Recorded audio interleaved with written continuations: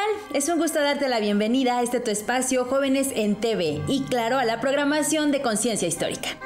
En esta ocasión te quiero invitar a conocer la vida de María Ignacia Javiera Rafaela Agustina Feliciana Rodríguez de Velasco Osorio Barba y Bello Pereira. ¿No te suena este nombre? Bueno, pues seguramente es porque pasó a la historia como María Ignacia Rodríguez o la Güera Rodríguez. ¿Qué tal? ¿Ahora sí te suena? Fíjate que generalmente se ha resaltado su vida amorosa. Sin embargo, gracias al trabajo de diversos investigadores e investigadoras, hoy se sabe que su vida es mucho más interesante que solo eso. Por ejemplo, fue la única mujer que participó de diferentes maneras en la Guerra de Independencia, desde su inicio hasta el final. ¿Sorprendente, no crees? Pero bueno, mejor vayamos a ver quién fue la Güera Rodríguez, cómo fue su infancia, cuál era el mundo que la rodeaba y cómo influyó en ella. Cómo fue que participó en la lucha por la independencia de México y claro, si es cierto que tuvo una prolífera vida amorosa. El pasado no ha pasado, conéctate. Al inicio del siglo XVIII, la Casa Borbón, originaria de Francia, tomó la corona española y encaminó sus esfuerzos para instalar al despotismo ilustrado como forma de gobierno.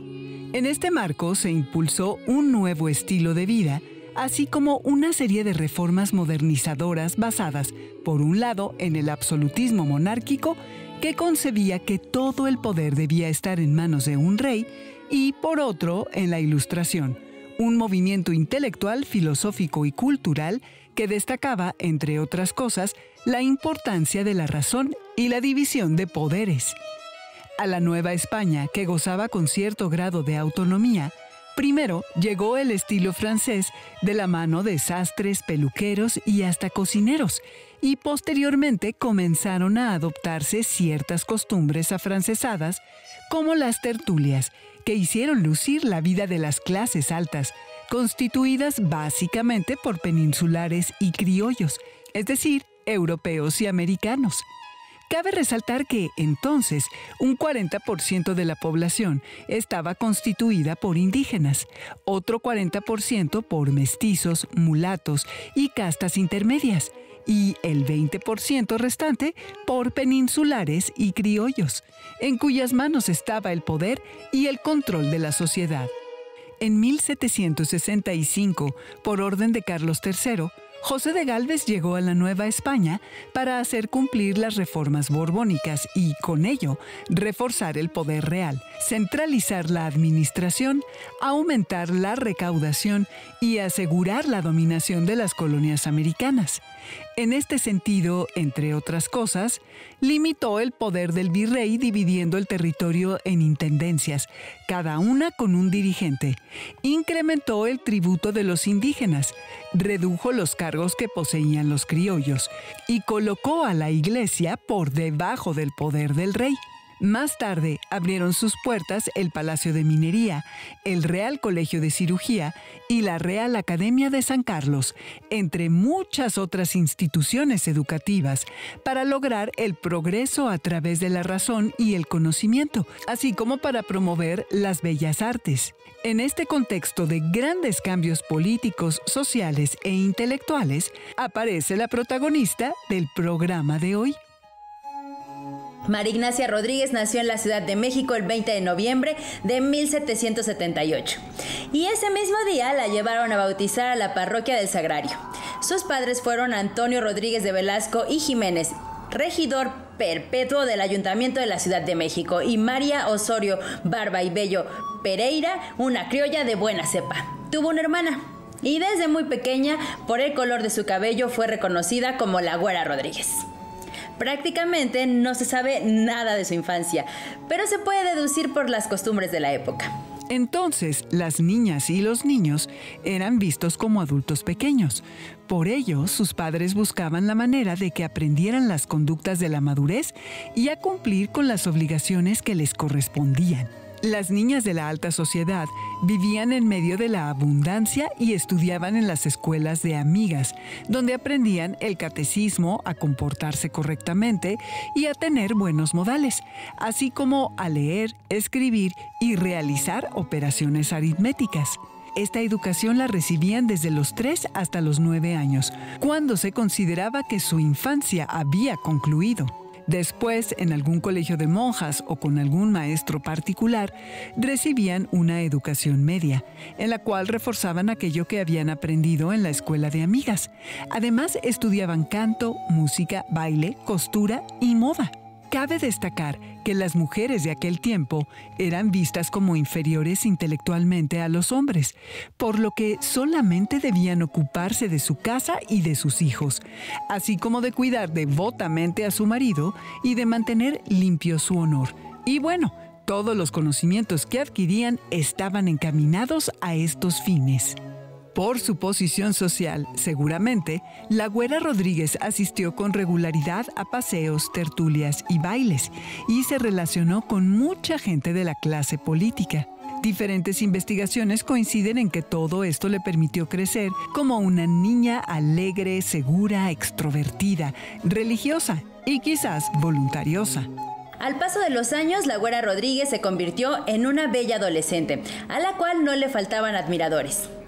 Y antes de los 16 años se encontraba en vísperas de casarse. En aquella época se pensaba que la edad apropiada para que una mujer se casara era entre los 20 y 25 años, por lo que resultó un tanto extraño que la Güera Rodríguez lo hiciera tan joven. Pero al parecer el virrey Juan Vicente de Güemes, Pacheco y Padilla, conde de Revillagigedo, dio la orden luego de que se percató de que la Güera Rodríguez y su hermana se veían con 2 militares del cuartel de granaderos y mostraban un comportamiento inapropiado. Aunque sus padres no estaban del todo de acuerdo, la Güera Rodríguez se comprometió con José Jerónimo López de Peralta, Villar Villamil y primo, mejor conocido como Jerónimo Villamil, un noble 12 años mayor que ella.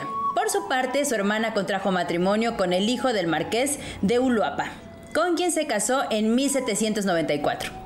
Al comprometerse, firmaron los esponsables, es decir, dieron su palabra para contraer matrimonio. Aunque los esponsales se podían romper, difícilmente sucedía, pues ello significaba desde resarcir económicamente el daño al honor hasta la imposibilidad de contraer matrimonio posteriormente. Aún sin casarse, la pareja enfrentó su primer problema, el descontento del padre de Jerónimo. Como noble, Jerónimo no podía trabajar y lo mantenía su padre. Por ello, luego de firmar los esponsales, lo buscó para solicitarle la manutención de él y su nueva familia. Pero en lugar de responder a esta solicitud, su padre le exigió los papeles de limpieza de sangre de la Güera Rodríguez. Estos papeles comprobaban que los padres de la novia estaban casados en legítimo matrimonio católico, que en su sangre no había huellas de mala raza como india, judía, china o musulmana, que no habían sido procesados por la Inquisición y que nadie en la familia había ejercido un oficio vil como verdugo o carnicero. Antonio Rodríguez aludió que no se podía poner en duda que su hija venía de buena familia, mientras que Jerónimo apeló al empleo honorífico de don Antonio. Así que la solicitud se decretó como injusta y se canceló. Sin mayor obstáculo por el momento, la Güera Rodríguez y Jerónimo Villamil se casaron el 7 de septiembre de 1794. Antonio Rodríguez dio una dote de 6,000 pesos y Jerónimo la promesa de heredar el mayorazgo de su padre. La dote era un adelanto de la herencia de la mujer que sus padres entregaban al marido para ayudarle a afrontar los problemas matrimoniales. Por tal razón, no podía usarla para su beneficio personal y debía administrarla muy bien. De lo contrario, la mujer la podía reclamar. Además, esta dote se podía heredar a las hijas de generación en generación. Como Jerónimo no recibía el dinero que había solicitado a su padre, la pareja tuvo que sobrevivir de la dote durante los primeros años del matrimonio. 6,000 pesos era mucho dinero en aquella época, si lo comparamos con los 8 pesos que un maestro recibía al mes, pero no era suficiente para el estilo de vida al que la clase alta estaba acostumbrada. Por años, Jerónimo y su padre se vieron en medio de una lucha, el primero para recibir recursos y el segundo para no dárselos, hasta que luego de un juicio, el padre de Jerónimo acordó darle 1,500 pesos mensuales, pero estos pagos no llegaban de manera puntual. aunque, de acuerdo con los historiadores, el padre de Jerónimo tenía en su honor la obligación de sostener con decoro a su hijo. Con el tiempo comenzaron a llegar los hijos y el dinero a escasear, cada vez más. Así que los problemas económicos se incrementaron. Aunado a ello, Jerónimo empezó a tener comportamientos agresivos para con su esposa. Cabe destacar que era común que Jerónimo organizara reuniones para relacionarse con otras personas y promover sus negocios, en las cuales generalmente resaltaba la Güera Rodríguez por ser una excelente anfitriona. Entonces, se especula que lo más seguro es que ella disfrutaba de aquellos eventos, como lo hacía de niña al lado de sus padres, mientras que Jerónimo pensaba que coqueteaba con los invitados, e incluso que lo engañaba con alguno de ellos. Así que la agredía por celos. En el medio virreinal, las personas cuidaban su honor y calidad moral, y una parte importante del honor del hombre recaía en el buen comportamiento de las mujeres a su alrededor. Para el matrimonio, estos problemas se acrecentaron cuando corrió el rumor de que la Güera Rodríguez tenía un amorío con Simón Bolívar. Simón José Antonio de la Santísima Trinidad Bolívar Palacios Ponte y Blanco, conocido como Simón Bolívar, nació el 24 de julio de 1783 en Caracas, Venezuela, y tuvo una educación de calidad. Influenciado por las ideas de la Ilustración, prometió luchar por la libertad de América y obtuvo la independencia de la Gran Colombia, que conjuntaba a Venezuela, Colombia, Panamá y Ecuador, y más tarde la de Perú y Bolivia. Falleció el 17 de diciembre de 1830, reconocido como el Libertador de América.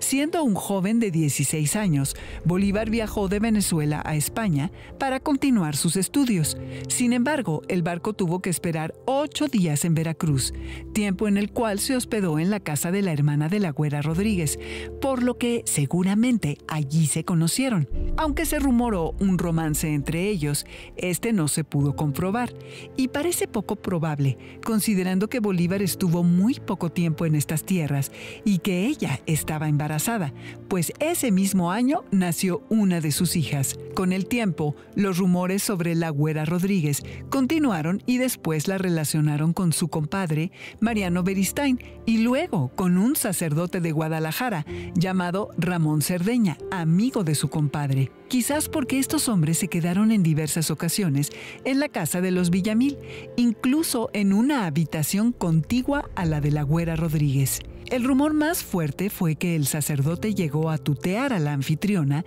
y que en 2 ocasiones desayunaron juntos, pero lo único que se comprobó fue que el sacerdote había permanecido en casa de los Villamil porque estaba trabajando en un extenso registro bibliográfico de todos los escritos hechos en la Nueva España. Seguramente a la Güera Rodríguez le interesaba callar esos rumores, pero aún más seguir con su vida.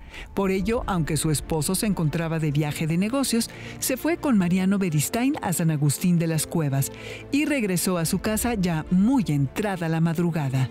San Agustín de las Cuevas es lo que hoy conocemos como el centro de Tlalpan, y era un lugar donde las personas de clase alta se reunían para comer, convivir y apostar. En fin, era el lugar ideal para divertirse. Aunque su propio compadre le avisó con anterioridad de aquel evento, Jerónimo Villamil se molestó tanto que al día siguiente, 4 de julio de 1802, empuñó su pistola, apuntó a su esposa y le disparó. Por fortuna de la Güera Rodríguez, el arma se atascó. Luego de este suceso, emprendieron un largo camino para conseguir el divorcio. Él comenzó un juicio eclesiástico por adulterio y ella un juicio civil por intento de homicidio. Y mientras la situación de la pareja se definía, ella se resguardó en la Real Casa de Moneda con su tío, mientras que al parecer sus hijos fueron entregados a sus abuelos. Pero los rumores de infidelidad no pararon ahí, pues el siguiente año a la Güera se le relacionó con el naturalista y explorador Alexander von Humboldt. Alexander von Humboldt nació el 14 de septiembre de 1769 en Berlín, Alemania, en el seno de una familia aristocrática, por lo que recibió una buena educación. Aunque contempló alistarse en el ejército, navegó por los mares y llegó a lo que hoy es Venezuela, Colombia, Ecuador, Perú, Cuba, México y Estados Unidos, donde descubrió muestras geológicas y botánicas y aprendió de astronomía y de las culturas locales, conocimientos que compartió con el mundo. Falleció el 6 de marzo de 1859.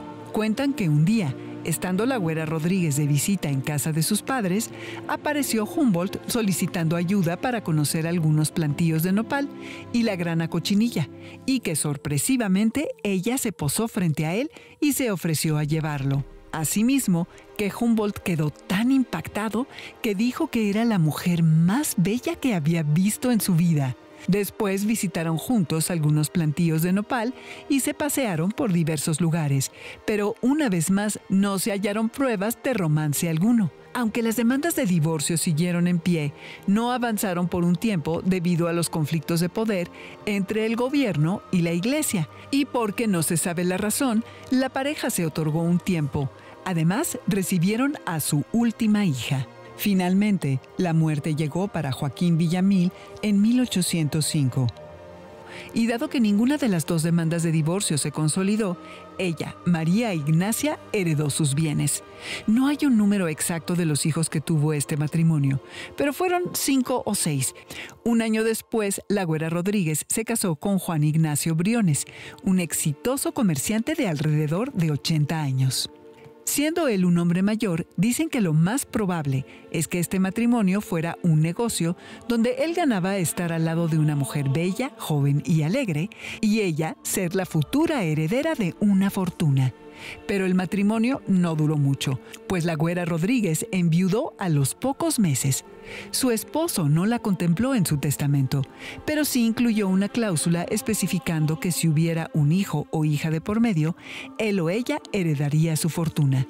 Para suerte de María Ignacia, ella estaba embarazada, y como no le creyeron, cuando dio a luz convocó a un notario y a 4 testigos, quienes estuvieron presentes en el parto y dieron fe del mismo. Y después peleó la herencia de su hija, pues dio a luz a una niña a quien llamó Victoria.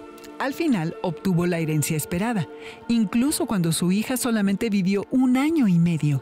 Eso sí, luego de una larga pelea con la familia de su difunto esposo, lo que mostró que era una mujer hábil y paciente. Llegó el año de 1808.